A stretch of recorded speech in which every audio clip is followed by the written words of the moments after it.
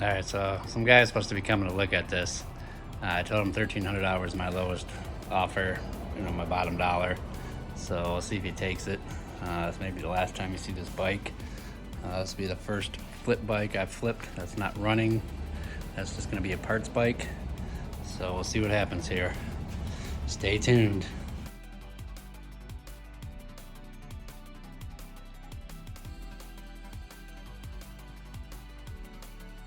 All right, she is gone. Sold her as is, but no head, no cams, no valves.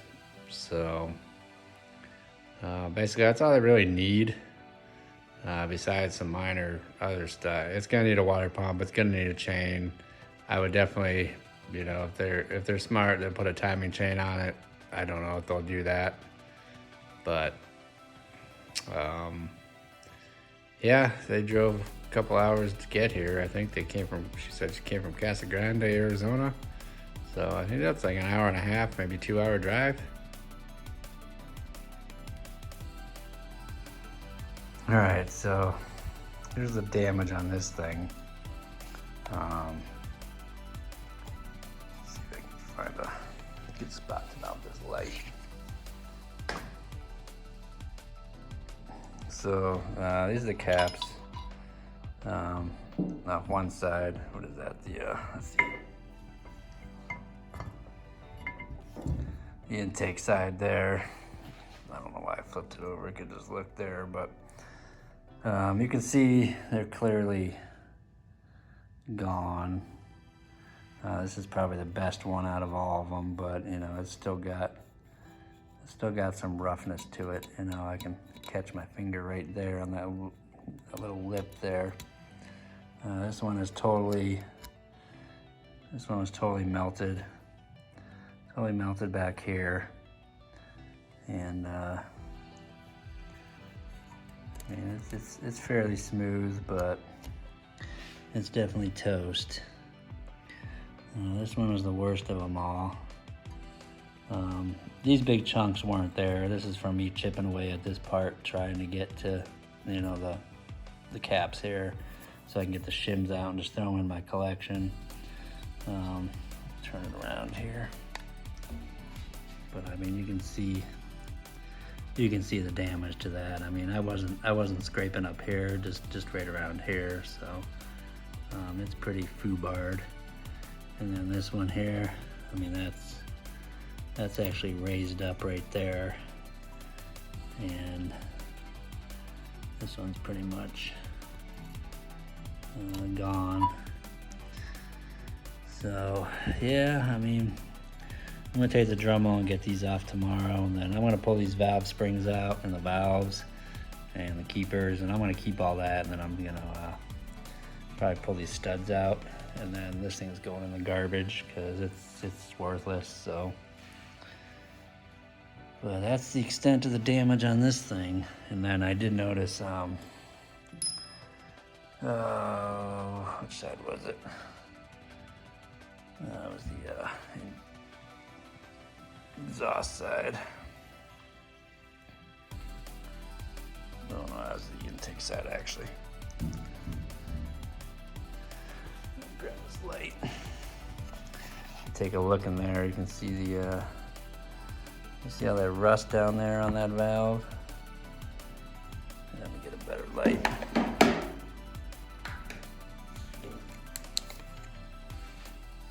Yeah, see all that rust down there? There's definitely some water or coolant or something down in there. Some moisture got in there. And it's pretty crusty in there, so yeah, that probably would have been a problem. Maybe that valve was stuck, seized shut. I don't know. This one looks like it's got a bunch of carbon buildup on it. So I don't know what was going on down there with that valve, but that was definitely not good. So, but yeah, I'm gonna take the Dremel tomorrow and get all this cleaned up. And I shouldn't say cleaned up, but I'm gonna get this cap off and this cap off and steal these shims and then try to get these springs out of here. Salvage what I can. So that's where we are with that. Pretty bad, huh?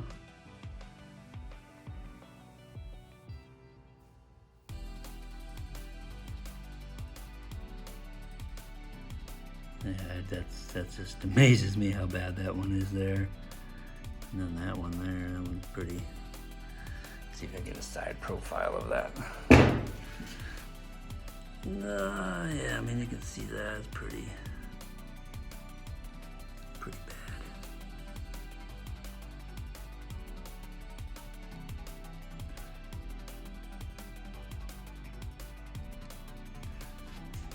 Alright, so I'm going to conclude this video about the yellow Z400 that I picked up last night.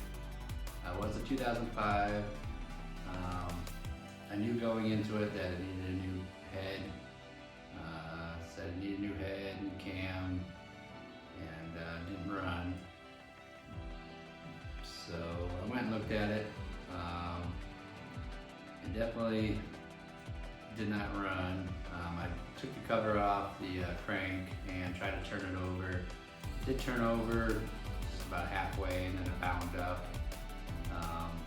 I was under the impression that the cams were in there because he told me the guy just put everything back and he just didn't torque it down, which was a lie. The cover was on there, but you know the bolts to the cover were not tight, they were just hand tightened. But when I did take the cover off when I got home, there were no cams in it. There were no cam caps. There was nothing but, you know, the pucks and the valve, springs with valves, and very, I guess you could say, melted cam journals. So I'm not quite sure what happened with it. If it was just a lack of oil cleanliness. The oil was pretty dark, it looked pretty dirty, like it hadn't been changed in a while. The funny thing is the guy said he was a diesel mechanic. He worked on Cummins engines and stuff like that. So I don't know if he was just used to dirty oil. You know how diesels are, you know, their oil is always black, and this oil was pretty black. If I were to guess, I would say he was bringing home the oil from work and putting it in his bike. Looked somewhat good. I'm just kidding. But anyway, it was dark. It was dark brown. You know, it definitely hadn't been changed recently. So I think it was a combination of that, and then the fact that he had a manual timing chain tensioner on there. And he explained, you know, I asked him if he put that on there, and he said no, the last people did. But he proceeded to tell me that he was hearing it tick.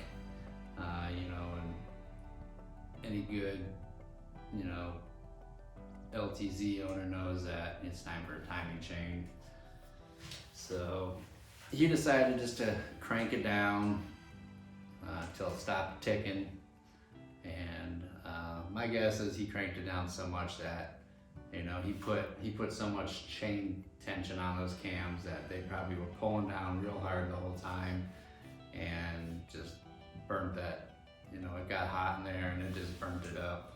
I'll show you a picture here in a little bit of what it looks like. It wasn't as bad as what it looks like now. I was chipping away at it, trying to get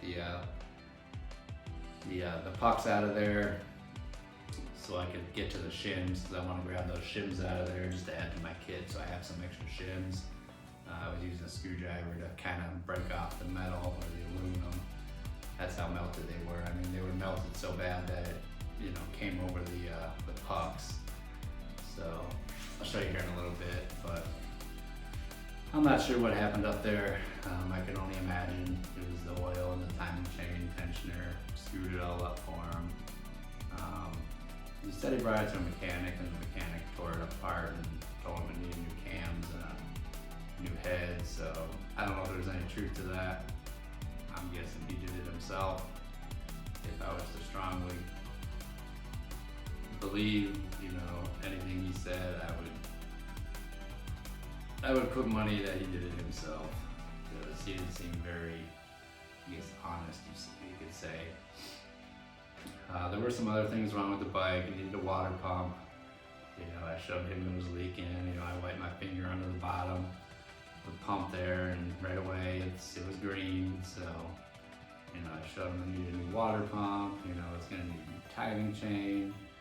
It's gonna need the new head.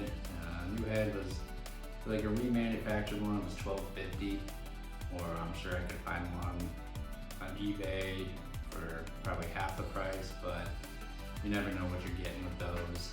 So if I were to go ahead and fix it, I would have bought the $12.50 one and put that on there just for peace of mind.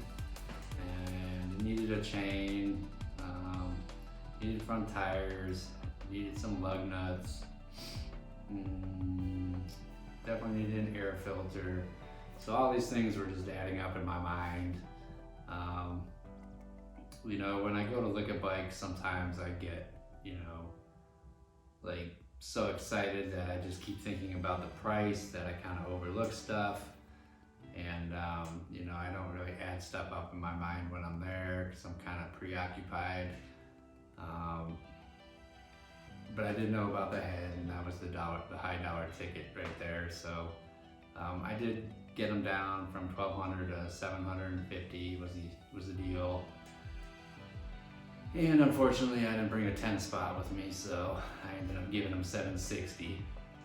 And I don't ever ask for change because that's not his fault. I didn't bring exact money, and I'm sure 9 out of 10 times they're just gonna be all, well, I don't got a change, sorry man. So anyway, I walked out of there paying him $760. Got it home, tore it apart instantly. I took the side covers off and the gas tank out. I left the front and back plastics on, and I tore the head off. The head's pretty bad, and I want to check further down just to see if this guy was being truthful. Like I said, it did turn over halfway until the chain got bound up in there, the timing chain, because it was hanging on that middle, you know, the middle bolt on the head, you know, the one that prevents it from falling all the way down. So I tore it down instantly. The bottom end looked good. I didn't see any metal down there. You know, the rod was good. There was no play in it. And from what I could see, you know, I didn't pull the side cover off yet. I was still I just wanted to see, you know, if there was, you know, the rings were good and the cylinder bore was good and all that stuff. So I tore it all down, put it in a box, and left it at that left it at that point for the night. And you know, I went to bed just kind of thinking over, you know, looking at stuff online, seeing what I can get a new head for with the cams, the caps, and the valves and the springs and all that. I was just, you know, every time I look, it would just, you know, irk me that, you know, I would have to be spending $12.50 right off the bat, because I just don't trust that eBay stuff, you know, as far as parts like that go. You know, a used part. So no one's gonna offer you a guarantee on it because, you know, it's a used part. So, you know, with that, and then like I kept, you know, adding up all the other stuff like a chain, front tires, you know, some extra lug nuts, and you know, some new grips, and the seat cover. I mean, the seat cover I bought that one for the last bike, and it was paid for it from the last bike. But I chose to just, you know, try to part it out as a whole bike. So the next morning I was working on this thing, and I posted a couple pictures of it, you know, sitting on the trailer, you know, for $1,500. Plastics were, you know, taken apart. You know, the front one's on, the back one's on, the middle one's gone, gas tank's out, the seat's off, and just posted it up. You know, not running, missing head. You know, no cams, no caps, no valves, no springs, no head, you know, so they understood what it didn't have. So I posted up for 1,500 bucks, and while I'm sitting here working on this thing all day, this little Arctic cat here, my phone was just blowing up. I mean, I was getting it would probably be like every 3 minutes someone was messaging me, still available, still available, still available, what's your lowest offer? I'll give you 1,000 for it, I'll give you 1,000 for it right now, I'll come get it, you know. So I was like, all right, at that point, you know, I got done diagnosing this thing. It needs a CDI, so I told my buddy to order one up off Amazon. It was like 10 bucks, so I was gonna order one up, hopefully. And I pulled the trailer out a little bit so I could get the bike off, and put everything back together, you know, the plastics, the gas tank. I left the parts from the engine in a box. I didn't do anything with that except, you know, put a rag down under the piston so nothing could get down in there. And took some more pictures and reposted it on Marketplace and OfferUp for 1,500 bucks, you know, just like it was before. And it definitely made it look better when it was a whole, you know. I'll show you some pictures in the video here, but I took some great pictures, you know. I wiped it down, made it look all nice. I didn't wash it or anything because I had an open engine, so, you know, just a quick wipe down. It looked like it had some like SC1 on it already, so, you know, the dust just wiped right off. And it was pretty clean plastics. They were shiny, they were nice. Still had the little decals on the fenders there, and a Quad Sport one. And but yeah, I just sat back and waited and, you know, responded to all the people inquiring about it. You know, some guys were under the impression that I was parting it out. I told them not at this point, and I was just trying to sell it as a whole. So, you know, I told them that if things change, I'll get back to them. So I just kept their, you know, message, you know, in an archive, and that way if I needed to get a hold of them, I could. Nobody really wanted any high dollar stuff. It just seemed like the wheels, and I don't know what else they were going after, you know. I mean, if I was gonna part it out, I would have started with the high dollar items like the plastics, the wheels, the shocks, because it had the reservoir shocks on it, which are more of a wanted item than, you know, the pogo stick ones that are like on mine. So I would have started with that, you know, plastics, the shocks, the lower engine. Then I would have gotten to the wheels, and then, you know, any parts that were left over.